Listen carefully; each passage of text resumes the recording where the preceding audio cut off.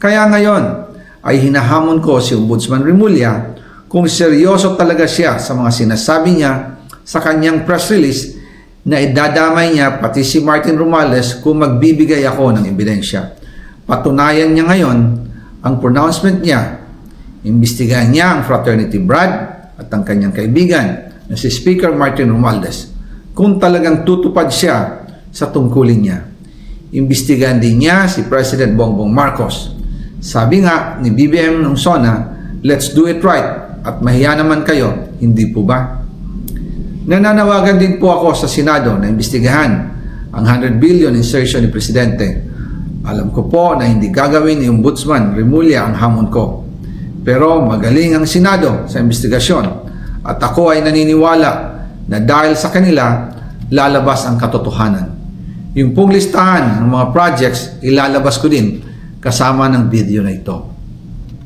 Dahil dito, mas lalong darami ang ipa-file na kaso sa akin. Ginagamit ng administrasyon ang buong resources ng bansa para tumahimik ako, para masira ang aking kredibilidad.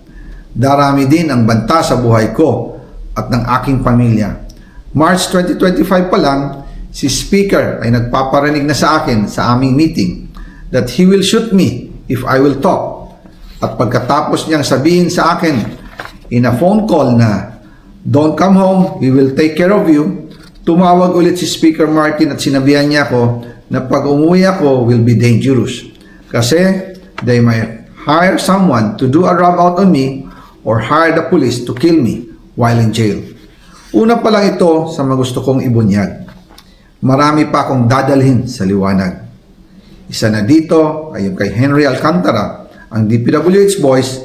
Ang sinasabi nilang halaga sa ICI ay 21 billion. Hindi po totoo yan. Ang totoong numero ay 56 billion pesos at yung pong halaga na yan ay kay Pangulong Bongbong Marcos at Martin Romualdez na punta lahat.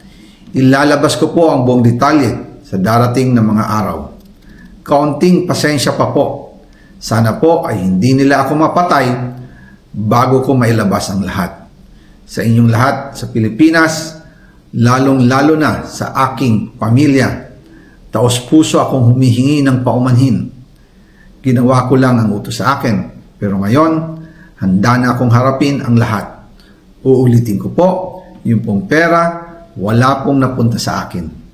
Dumaan lang po ang pera sa akin para i-deliver kay Speaker Martin Romualdez at Pangulong Marcos. Salamat sa inyong pag-unawa.